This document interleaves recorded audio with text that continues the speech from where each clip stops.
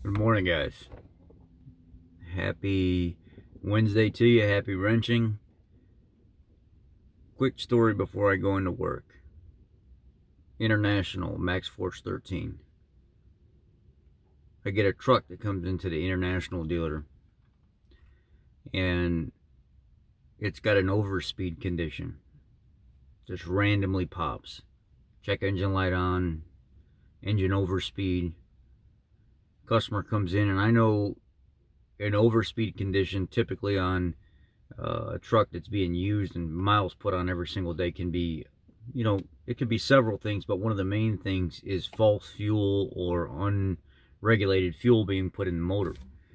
Now, that fuel source can come from many sources, but what they're worried about mainly with these overspeed conditions is like a turbo seal or something going out, and then the engine burning oil or some kind of fuel getting leaked in past what the injector regulation would be. So it detects this overspeed condition. When I'm working on this truck, I can't find anything wrong with it. I can't find injectors leaking. I can't find oil being pulled into the motor used as an alternative source of fuel.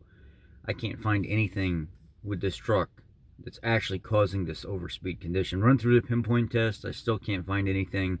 I find nothing. So I get on the phone to talk to International's hotline, and I'm running back and forth with the engineer, and he says, what I want you to do is I want you to start with the turbo anyway. Replace the turbo, put a set of injectors in it, put the new high pressure rails in it, or the fuel rails that go from the common rail to the injectors. Get all that done, clear codes, and rerun. So I get everything done, put a turbo on it, put injectors in it, new fuel lines in it, common rail. So I go through and I do all of this stuff on this truck, and I'm still getting this overspeed condition. So I'm thinking to myself, what the hell is going on here, man? It's just nothing's pop. I get back on the horn with them. I tell them, hey, that didn't fix anything. Overspeed condition still showing up. And they go through a series of back and forth checks with me. Check this, check that, check, make sure there's no fuel restrictions or leaks on the return side, or I don't remember down to the nitty gritty of it, but to get to the point of the story on how I had to fix it is nothing made sense. And then one of the engineers got on the message board, switched engineers, and went to an escalated line. And he said, actually, what I want you to do is I want you to pull the trans. I want you to pull the trans and pull the clutch out of it. And then once you get inside to the flywheel, I need to know the timing marks. I need to know where they sit. Because if you have a timing mark that's not machined properly into that flywheel, it's going to see timing early, and it's going to detect overspeed. It's a parameter that's set up in the system, and unfortunately it took 30,000 miles for the computer to detect that there was something wrong with the truck, but that could be an issue as well. So I pull the trans, pull the clutch and stuff out of it, and then he said, what I want you to do is I want you to get a little piece of plastic. It's about 1.25 inches long, and 1.25 inches, 1.5 inches long, and it needs to be about 3/4 inch wide.